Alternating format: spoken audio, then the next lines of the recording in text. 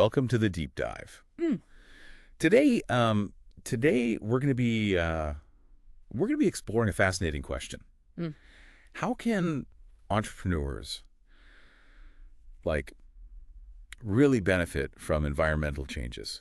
And by environment, I don't mean like going green or anything like that. Right. Yeah. We're really focused on the business environment. Yeah. So think of it as like the landscape where companies compete and grow and all of that. Yeah. We've got a really cool editorial and 5 research articles Wow. from the Strategic Entrepreneurship Journal to kind of help us unpack all this. That's going to be great. Yeah.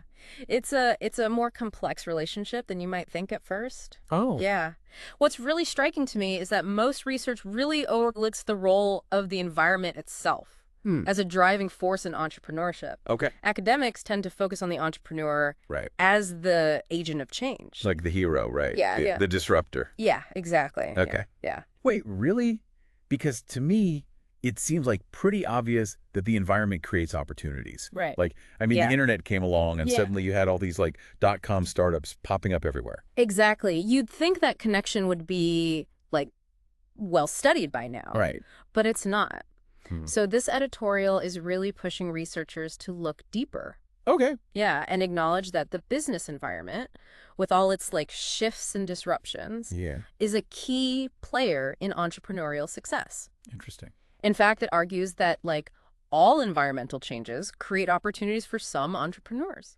So it's not just about entrepreneurs changing the world. They're also shaped by the changes that are happening all around them. Precisely.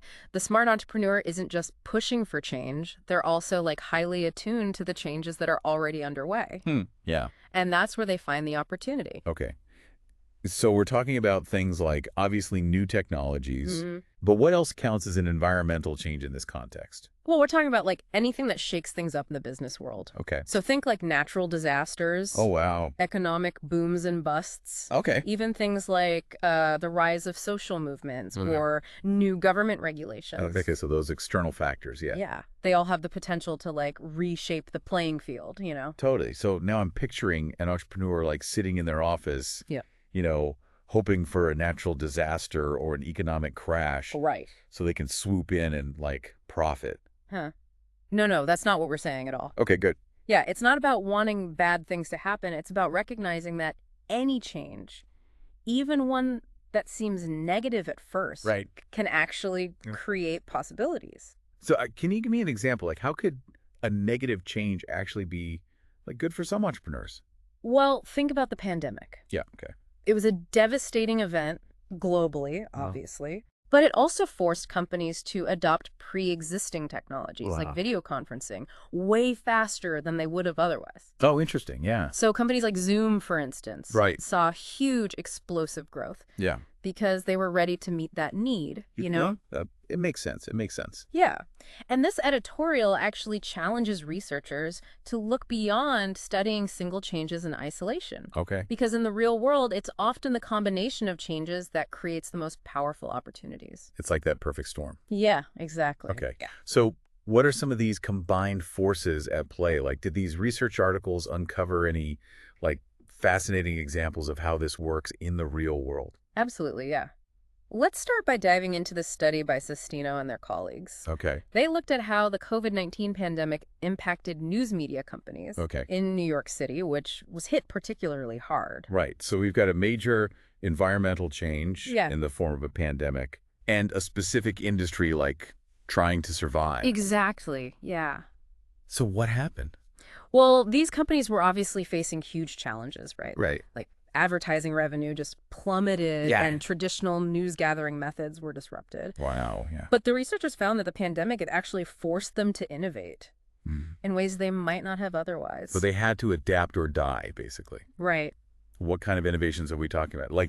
Did they all start offering pandemic-themed news or something? It wasn't just about changing the content. Okay. They had to dust off old ideas that had been shelved for one reason or another and experiment with new approaches to reach their audience. Okay. So, for example, some rediscovered the power of local community-focused reporting. Okay. While others embraced digital subscriptions more wholeheartedly. So forced to be creative. Right. They were forced to be creative. Interesting. So the pandemic push them to reevaluate their whole business model. Exactly, yeah. And it highlights a key point. Okay. Sometimes it takes a major environmental shift to shake things up and force us to try new things. So it's not just about entrepreneurs creating change. Right. It's also recognizing how change is creating opportunities for them. Exactly. What other examples did the research uncover? Let's shift gears geographically. Okay. And look at this study by Juma and colleagues on ecopreneurs in Kenya. Ecopreneurs, that sounds intriguing. It is. These are entrepreneurs specifically focused on developing sustainable solutions. And the researchers found that climate change, obviously a huge environmental challenge, actually played a key role in creating opportunities for them. Okay. But it wasn't just climate change and isolation. Hold on. Let me guess it was the combination of factors, right? Spot on. All right. I'm learning. Yeah. They found that climate change, combined with new government regulations and the influence of what they call anchor tenants, created a really thriving ecosystem for these ecopreneurs. Anchor tenants. I'm not familiar with that term. Oh, yeah. So in this context, anchor tenants are established organizations. Okay. So think large companies or NGOs that support ecopreneurs by providing things like funding, mentorship, or even like guaranteed contracts for their products or services. Okay. So they essentially create a stable base for these entrepreneurs to build upon. So it's like having a big brother looking out for you in this like cutthroat world of business. Yeah, exactly. And this support, coupled with the growing concern about climate change, created like this perfect storm of opportunity for these Kenyan ecopreneurs. Exactly. It shows how different environmental forces can converge to create like a really fertile ground for innovation. It's like a recipe where each ingredient's important. Yes. That's a great analogy. Thanks. Yeah. It makes me wonder if there are certain types of entrepreneurs who are better suited to like handle these big environmental shifts. Yeah. That leads us perfectly to the next research article by Motley and colleagues. They asked a very interesting question. Are companies founded during chaotic times better equipped to handle future changes? They studied data from Stanford University alumni startups to try and answer this. Okay. So they're looking at whether companies born in tough times are somehow more resilient. Is that the idea? Yes.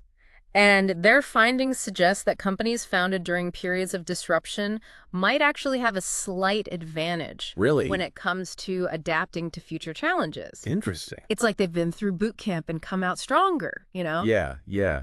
It kind of makes sense, though, right? If you've already faced adversity from day one, you might be more prepared to handle whatever comes your way. Right. They're not afraid of a little chaos because they've already, like, navigated it. Right. They know how to pivot, how to improvise, how to make tough decisions under pressure.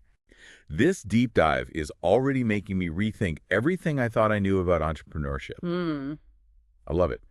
What other, like, surprises did these researchers dig up? Let's talk about Lucas and their team. Okay. Their research explored a somewhat counterintuitive idea. Okay. How COVID regulations, which you might think would be a barrier, right, of course, actually helped some technology companies with their recruitment efforts. Wait, hold on. How could more regulations possibly make it easier to hire people? Yeah, it seems strange, right? Yeah. But think about it. The pandemic forced many companies to go fully remote. Right. Which, like, dramatically expanded the pool of potential applicants. Right. However, the stringent regulations in place at the time actually weeded out less serious candidates. So people who weren't really committed to the job just kind of dropped out of the process because it was too much of a hassle. Yeah, that's the idea. Okay. The regulations acted as a filter, leaving companies with a smaller but more highly motivated pool of candidates who were willing to jump through the hoops. That's a fascinating insight. I would have never thought of it that way. Yeah. It's a great example of how a seemingly negative environmental change can actually create unexpected benefits. Right. It's about recognizing that opportunity can emerge from the most unexpected places. Okay, this is all super interesting, but I have to admit, it's also making me a little anxious. Like, what about the opportunities I might be missing? Right. I feel like I'm constantly playing catch up with all these changes happening around me. I think a lot of people feel that way. Okay, good. Yeah, and that brings us to our final research article. Okay. Which tackles this very issue. Okay. Wood and colleagues explored the concept of missed enablement. Missed enablement. What is that exactly? It's the idea that entrepreneurs sometimes fail to capitalize on potential opportunities created by environmental changes. They see the change happening, but for various reasons, they don't act on it. Oh, no. I'm definitely guilty of that. Yeah. Like, there have been times when I've had a great idea, but I hesitated, and then somebody else beat me to it. Right. And it's so frustrating. Yeah, we've all been there. Okay, good. But here's the good news. Okay. The researchers not only identified why this happens, Okay. but they also offer strategies for how entrepreneurs can recover from these missed opportunities. Okay, you've got to tell me more about this. Like, what causes missed enablement? And, like, how can we avoid it? Well, they found that several factors can lead to missed enablement, like the perceived complexity of the change, a lack of resources, or even an entrepreneur's own mindset. Sometimes we get so caught up in our day-to-day operations that we miss the signals of change happening all around us. Or maybe we just get scared and talk ourselves out of taking a risk. That too. Yeah. But the researchers suggest that reflecting on past experiences, seeking out new perspectives, and even reframing the situation can help you get back on track. It's about acknowledging those missed opportunities and then using that knowledge to move forward with greater awareness and intention. So it's about turning those missed enablement moments into learning experiences. Absolutely. Failure is a part of the journey, but it's what we do with those failures that determines our ultimate success. We need to view them as opportunities to learn, to grow, and to become even more attuned to the changes happening around us. This is all incredibly insightful, but I'm dying to know, like, what does it all mean for our listeners? What are the key takeaways they should be thinking about as they navigate their own entrepreneurial journeys? That's a great question, and one we'll dive into even further after a quick break. Stay tuned. All right, so we've established that environmental changes are, like, inevitable. Yeah. And that they create opportunities for entrepreneurs who are, paying attention. But how do we actually, like, put this knowledge into practice? Well, one of the key takeaways for me from all this research is that it's not just about starting brand new companies when the environment shifts. It's about being, like, adaptable and open to different possibilities. So what does that look like in practice? Are we talking about, like, pivoting an existing business? Yeah. Or maybe dusting off an old project that suddenly seems relevant again? It could be any of those things. Okay. The key is to recognize that what worked yesterday might not work tomorrow. And to be willing to, like, experiment and adjust your approach as needed. It's interesting how much emphasis these researchers put on the idea of ecosystems. It's not just about the individual entrepreneur, like, going it alone. Yeah. It's about the network of people and organizations that support them.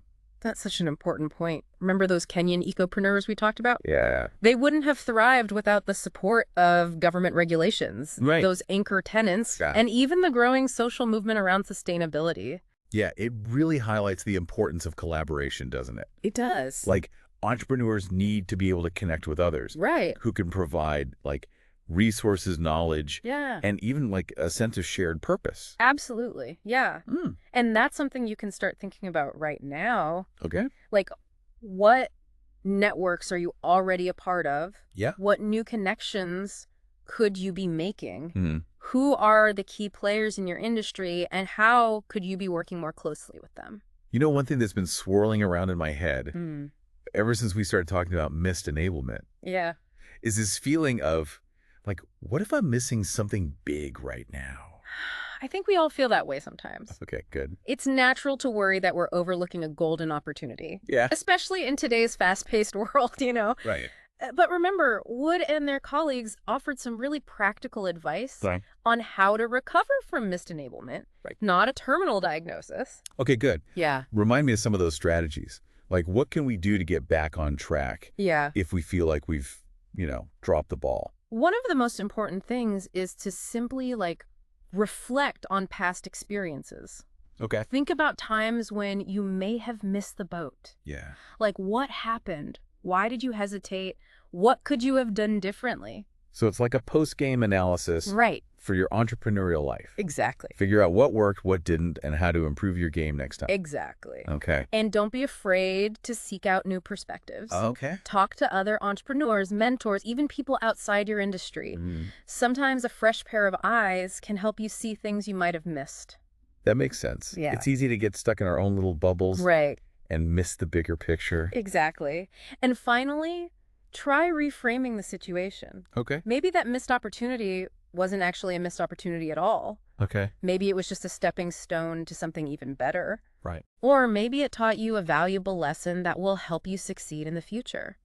I love that. Yeah. It's about turning those moments of like disappointment into fuel for future growth. Precisely. Mm. It's about embracing the journey with all its twists and turns and recognizing that even our mistakes can be valuable teachers. This conversation has really been eye-opening. Mm. I feel like I have a whole new framework for thinking about entrepreneurship. Yeah. It's not just about having a great idea. Right. It's about being constantly aware of the environment Yeah. and adapting to the changes that are happening all around us. And it's about building strong ecosystems. Right. And recognizing that we don't have to go it alone. Collaboration is key.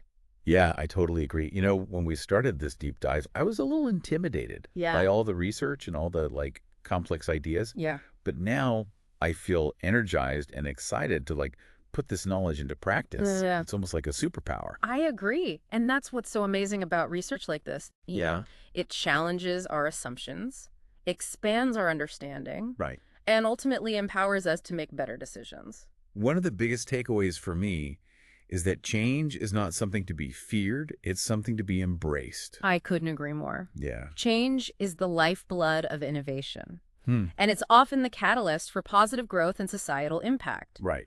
The entrepreneurs who thrive are the ones who can ride the waves of change and turn them into something remarkable. You've given our listeners a lot to think about. Yeah. That's for sure. But before they go off and start revolutionizing their industries, Right. I want to circle back to something you said earlier about the importance of context. Oh, yeah. Can you elaborate on that a bit? Of course. What works in one industry or geographic location might not work in another. The same environmental change can create vastly different opportunities depending on the specific context. Right. For example, the rise of e-commerce might be a boon for one entrepreneur while simultaneously posing a huge threat to another. So it's not a one-size-fits-all approach. Right. Entrepreneurs need to be students of their own unique environments. Absolutely. They need to be constantly scanning the horizon, Right. looking for those subtle shifts and disruptions that might signal a new wave of opportunity. It's almost like being a detective, right? Yeah. Looking for clues that others might miss. I love that analogy. Yeah. Because it really captures the essence of what it takes to be a successful entrepreneur in a world that's constantly changing. Yeah. You need that sense of curiosity, that ability to observe and analyze, Yeah. that willingness to think outside the box. And then once you've spotted those opportunities, Yeah. you need to have the courage and the know-how to actually act on them. Absolutely. And that's where qualities like resourcefulness, adaptability, and resilience come into play. You need to be able to pivot, experiment, and learn from your mistakes. Right. And it's not just about your own individual skills, it's about being able to build a team of people who share your vision and are willing to take the journey with you. This whole deep dive has definitely gotten me thinking about the changes happening in my own little corner of the world. I'm realizing that I need to be more proactive about seeking out those hidden pockets of potential. That's a fantastic insight. Yeah. And I think it's something all of our listeners can benefit from. So here's a thought-provoking question for everyone to chew on. Okay. Think of a recent change in your industry. Yeah. What opportunities did it create? And did you seize them? What about the opportunities you might have missed? Take some time to really reflect on this. Yeah. Because sometimes the greatest opportunities are the ones we least expect. And we want to hear from you. Share your experiences and insights with us on social media. Yeah, great idea. Let's keep this conversation going. Until next time, keep diving deep and keep exploring the world with open eyes and a curious mind. You know, it strikes me that we often talk about entrepreneurs as being like visionaries. But this research suggests that maybe detective is a better metaphor. Ooh, I love that. Yeah. Yeah, because it really highlights the importance of being like observant, Right. analytical, and maybe even a little bit skeptical. You can't just take things at face value, you know? Right. You have to dig deeper, look for patterns, connect the dots that others might miss. Exactly. And it's not just about being a detective in the present moment. Right. It's about anticipating what's coming next. Like what clues are out there that might signal a shift in the environment, like 6 months, a year, even 5 years down the road. That's where things like trend forecasting, Right. scenario planning, Okay. and even just staying informed about what's happening in like adjacent industries Oh. or different parts of the world can be incredibly valuable. Yeah. You have to develop those peripheral vision skills. And then, of course, once you've spotted those opportunities, All right. you need to have the courage and the know-how to actually act on them. Absolutely. And that's where things like resourcefulness, adaptability, and resilience come into play. Yeah. You need to be able to pivot, Right. experiment, and learn from your mistakes. Right. And it's not just about your own individual skills. Right. It's about being able to build a team of people Right. who share your vision Right. and who can help you navigate the inevitable challenges that come with, any entrepreneurial journey. This whole deep dive has really challenged my thinking about entrepreneurship. I used to think it was all about having a brilliant idea Right. and then convincing investors to throw money at you. It's definitely more nuanced than that. Yeah. Ideas are important, of course, Of course. but they're just the starting point. Right. It's the execution, the adaptability, and Yeah. that constant awareness of the environment Right. Yeah. that really separates the successful entrepreneurs from the rest. So to wrap things up, what's the one piece of advice you would give to aspiring entrepreneurs who are listening to this right now? That's easy. Don't be afraid of change. Embrace it. Seek it out. Okay. Because change is where the opportunity lies. Mm. And remember, you don't have to go it alone. Right. Build a strong network of supporters, Okay. mentors, and collaborators who can help you navigate the ups and downs of the entrepreneurial journey. I think that's a great note to end on. Yeah. Thank you so much for sharing your insights with us today. It's been my pleasure. And to all of our listeners out there, keep diving deep, keep exploring, and keep challenging yourselves to see the world with fresh eyes. Great advice. We'll catch you on the next deep dive.